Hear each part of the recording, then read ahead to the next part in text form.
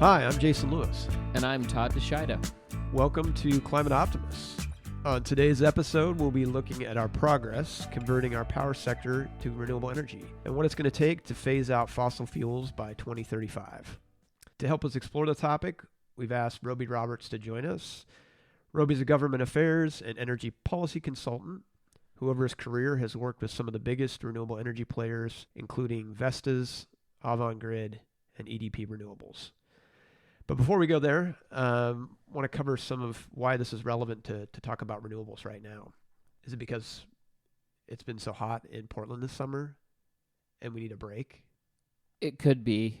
What's relevant to me right now is that my allergies suck. I don't know what happened in the last day. I feel like I've just exploded. I mean, that could be that you're just weak, but Well, it probably is. I mean, that's a consistent thing, whether I have allergies or not. But speaking of heat, though, it's been hot this summer, and I haven't done anything that I wanted to do. And some of it I blame on the heat, but it's really not fair because I complain about it being cold and rainy all year long. I mean, And isn't then it that gets part hot, of being... and then I complain about it being hot. I feel like that's part of being a Portlander, is that you complain about the weather no matter what it is. You should tell my wife that because she thinks it's just me. But speaking of heat, though, if you take all the other summers aside, this summer's been pretty extraordinary. You could call it second heat wave, but it really kind of didn't turn out to be. I don't think the heat wave, it's hot for Portland, don't get me wrong. But compared to the first one, it wasn't as bad. I think maybe the smoke came in, too, and saved us a little bit, to be honest. It's weird to say that because we obviously have the other problem that we have here in the Pacific Northwest now, which is wildfire smoke. But I think it did cool the temperatures down for us a little bit. But I'll tell you, that first heat wave was something else. What did it get up to here? As 113 or 115 or I can't remember. I think the record temperature in the Portland metro area was 116 degrees, and the previous record was 108. And I mean, 108 here is scorching. If you would have told me at the beginning of summer it was going to reach 108, I'd be like, you're nuts. So with that segue, the good news is there are Senate Democrats working on a $3.5 trillion infrastructure blueprint. And part of that blueprint is, a main pillar is trying to address climate change. This is separate from the, bipartisan infrastructure plan that passed the Senate. Earlier in the year, Biden had proposed using a clean energy standard for decarbonizing the power sector. Now it's really going to be up to those Senate Democrats to decide what are the appropriate mechanisms.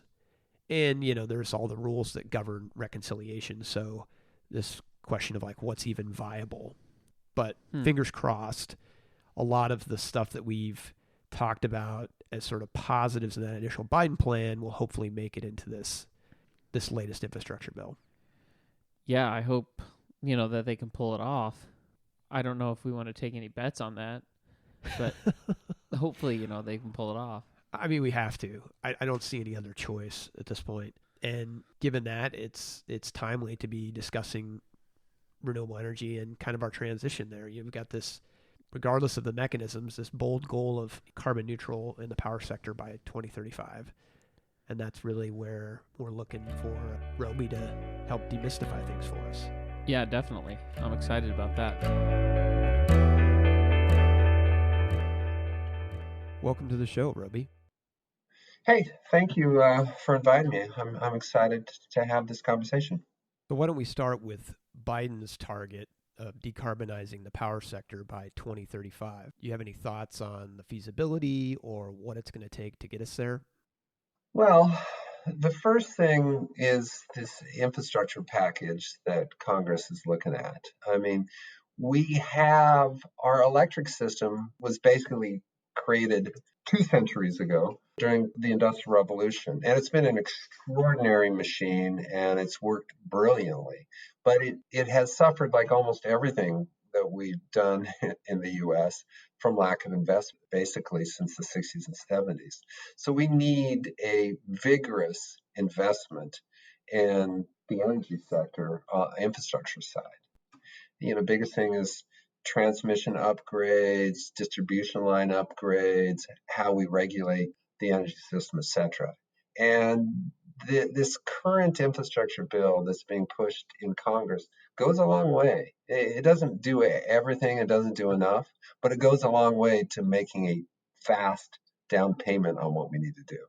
Yeah, and I guess fast is the key word here when we're talking about the timeline that we're on. Right. I mean, listen, the good news that I think you have to keep in mind is we have the technology.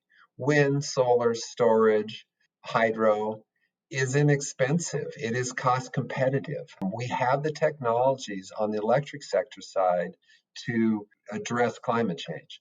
And not only do we have those technologies, they are, in the most part, as cheap or cheaper than fossil and traditional technologies, and their prices are continuing to drop. So the good news is we can do almost everything we need to do. What we need to do is to start today. We don't have 10 years to sort of figure out what in the long run is necessary so we perfectly understand all the different issues. What we need to do is get started now. This year has been huge. 2020 has been huge for clean energy. It's been a record year. Over 30,000 megawatts of wind and solar have been installed in the US in 2020. But that is just a down payment. We need to do that year in and year out till 2035. And we also, in the last 5 or 6 years, have to double and triple that amount.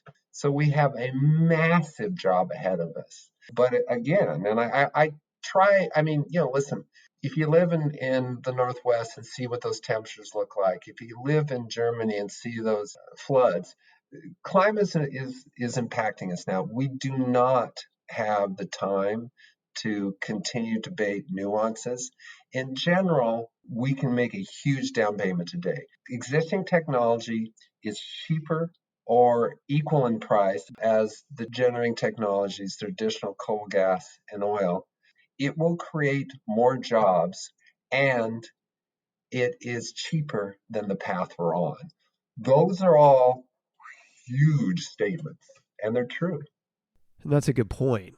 The jobs piece is another real benefit of this transition. Is it an increase in the jobs that are needed to take care of a given megawatt of wind and solar? Or when we're talking about jobs, are we talking about the increase in manufacturing jobs or construction jobs, or even the build out of all this infrastructure that we're going to need on the transmission and distribution side? Well, it's sort of all the above. Certainly, there are a number of jobs in coal and gas and nuclear, and they've been around a long time, and they're well paying jobs. And renewables are different.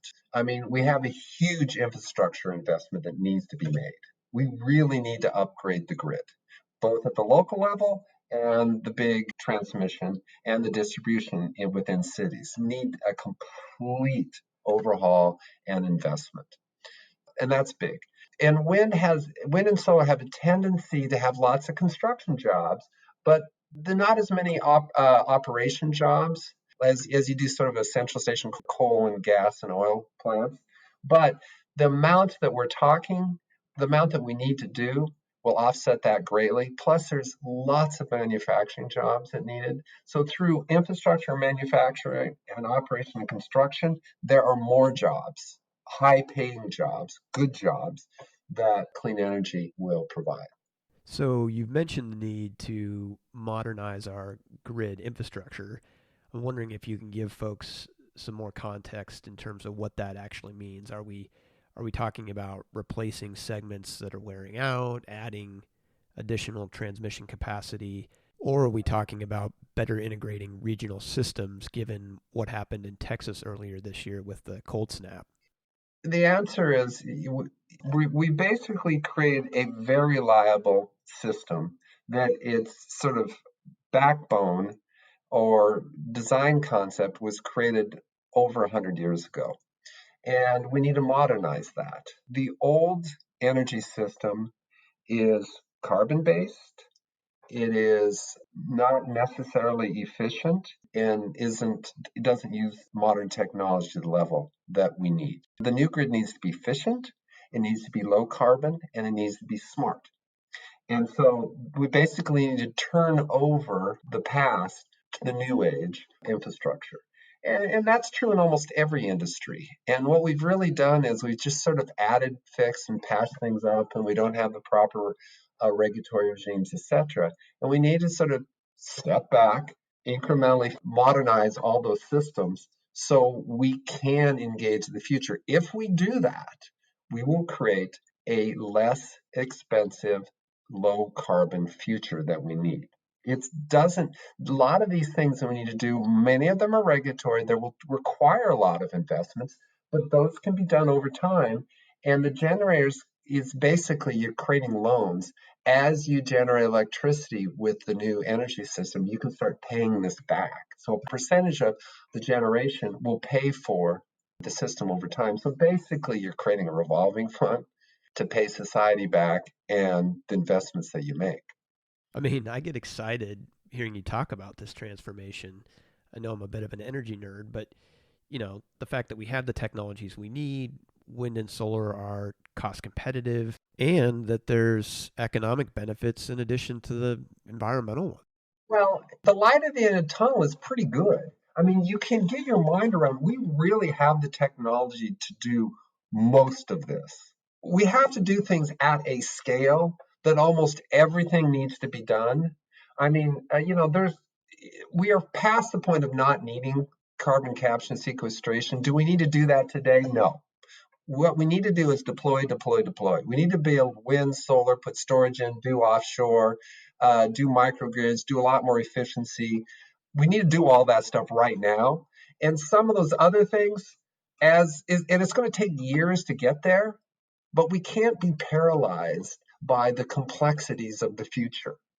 The stuff we have today works, and we need to deploy. And if we do deploy, we will create lots of jobs and we will slow climate. And that is good news. That's something you got to be optimistic, because it's one of those things is, gosh, we have made these technology investments and they are working. Well, and it sounds like, based on your earlier comment, that what we really need to do here is avoid perfect being the enemy of good enough. I mean, the clock is ticking. Sure, we're going to learn along the way, and we need to be mindful of the complexity, but let's not sit back and wait. We got to get this done. We have to. And there's been plenty of studies and lots of engineering that have been peer reviewed, and experts agree we can do this. Now, should we get rid of all gas today? No. We're going to need to use gas to help firm and shape and make the grid work. But we should not be using gas as baseload generation. We shouldn't waste gas. We should use renewables. We should be efficient. We should use smart technologies. And we should use gas only when we need it, not it as a commodity. You can't solve climate by burning fossil fuels. You got to leave them in the ground. The days of cheap commodity priced gas in a climate regime makes no sense. Gas should be used only when it's needed, but the gas producers need to be appropriately paid for their product. But it cannot and should not be a commodity that we waste, because we can't get to climate if we continue to release carbon. Can't do it. Before we wrap up today, I'm wondering if you can provide folks at least some high level numbers to give context in terms of where we sit in this transition to renewables. When we're talking about cost competitiveness with fossil fuels, what are the actual dollars and cents? Well, the interesting thing, I mean, as in 2020, about 44% of new generation was wind. That's huge. About 32 was solar and about 22 was gas. And that's, not a bad mix. I mean, we've made big progress, and that was in 2020, but we have a long way to go. Right now, electric generation in the US is about 40% gas, about 20% coal, about 20% nuclear, and about 20% renewables, which is hydro and wind and solar. So we really have to flip those numbers, and gas and coal have to be way less, and renewables have to be way more. Last year was a good down payment, but we have to do more, and we have to continue that trend. Another thing you got to think about is pricing has been an extraordinary success story. I mean, Worldwide, you see wind and solar and storage combined working together is the cheapest form of new energy. It's cost competitive with gas. Coal doesn't come close. If you look at unsubsidized gas in a combined cycle, modern generation is about, 3 cents to 8 cents a kilowatt hour. Wind is 3 to 8 cents, almost the same. And solar is a little bit cheaper. That is absolutely astounding that we've come that far. And we see storage prices halving in the past few years. So, interestingly enough, the technology is about where you want it. And one of the big reasons, there's sort of two big reasons. One, sort of R&D, the technology is getting better, partially because we've done research, but we've done lots of manufacturing and we developed supply chain. And so we've gotten smarter about this. So we've had a run at doing really scale manufacturing, and the prices have come down. Like wind prices in the past 10 years have come down like 80%, and solar is even higher, and storage is even higher than that. Gas prices have also come down too, but not nearly that much. So again, I mean, that's amazing when you think about where we started. it is extraordinary. And listen, it is depressing to see 120-degree temperatures on the west coast of the United States. It is hard to get up in the morning at times. But then I think about how much progress we've made on the electric generation side. We do have some answers. We've got to sort of push our regulators and political leaders to move today. And that's sort of why some of the work that you're doing is so important. It really needs to become not a second tier issue, but a first tier issue. We need to tell our leaders at the state, federal, and our regulators that we need to make a huge down payment on the zero carbon electric system of the future today. We can't wait. Well, thanks, Roby. I appreciate the outlook and all the detail. And despite the scorching heat that we've had here in the Northwest this summer, it does make you feel good knowing that the solution to such a big challenge is right here in front of us today. It's nice in a world that has so much complexity to know that there's a path forward. And that is a good thought, and it's one of the things that keeps me going. I mean, I've been doing this for a long time, and I have seen that almost all our predictions have been correct. We have said this could happen, and it is. Well, I appreciate your time, and thanks for being willing to come and share your thoughts. Well, thank you for your leadership. The work that you're doing is really important, and we need to move to societal level commitment to this. And it takes bunches of people saying we care and letting our leaders know.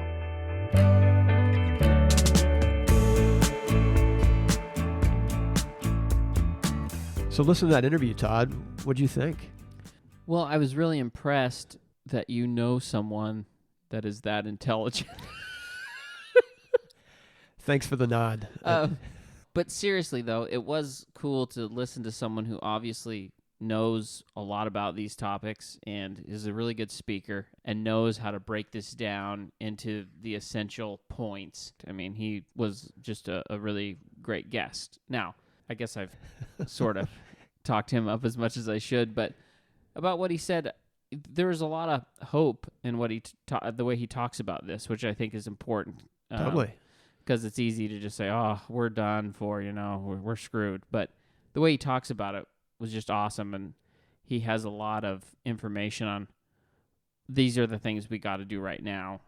And what the good news is that they're possible and we can do them, right? Right.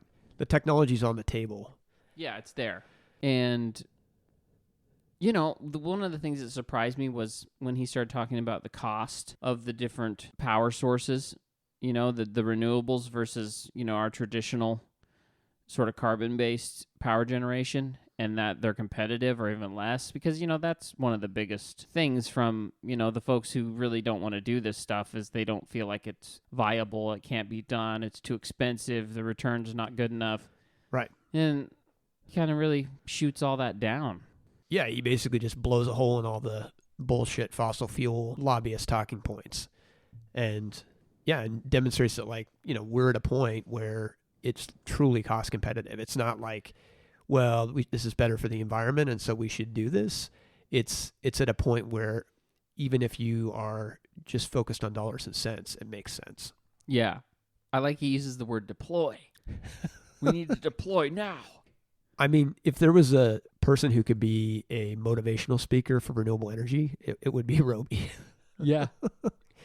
He's very honest too, though, about, he mentioned kind of the jobs thing and how that'll be different. Him talking about gas. I think people, when they think about environmentalists, they think like we're all, in a hammock up in a tree, like talking about gas is the devil or whatever, and he's like, gas has its place, but we should use it for these purposes, and then those people should be compensated adequately, though. Right. Not like we're going to put gas out of business. You know what I mean? He's a pragmatist. Trying to use it all, yeah, in a real sense, saying that gas isn't just going to completely disappear, but we should try to use it sparingly and leave as much of it in the ground as we can.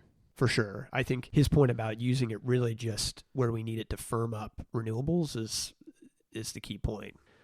I think this all leads to the question that we try to answer on these pods is like, well, what can we do? Right. And I would sort of frame it as like there's kind of the urgent action, which is calling your member of Congress. It's not sexy. It feels awkward. It feels like it's hard, but we all need to do it. And we need to be telling them that as part of this $3.5 trillion package that we need to put a price on carbon, and we need to continue all of those existing renewable energy tax breaks so that you've got the carrot and you've got the stick, and together, hopefully it leads to that year after year increase in deployment that Roby was talking about. And then the second action that is something we can each do in our own lives is if your utility offers a voluntary renewables program, you should sign up for it. They're a little bit more expensive, but there's value in that, and helps drive further acquisitions of renewables. And so, if you're looking for an easy thing to do in sort of your personal life, sign up. Yeah. You're signed up, right? I am signed up. And I don't know that of course, I don't think I pay the bill, but I haven't noticed like some huge difference, but it feels good knowing that you've at least done some of your part to try to support renewable energy on the grid that you're on. Totally. And if you buy that EV, you can have peace of mind that you're filling it with power that comes from renewable sources. Exactly. We've got it all figured out for you. So with that, we'll wrap it up for today. Thanks for tuning in, and come back next week for more climate solutions, reason for hope, and ways each of us can make a difference. Climate Optimists is made possible by Climate Stewards Collective. You can find us on the web at climateoptimists.co. That's climateoptimists.co. Follow us on social at Climate Stewards Collective.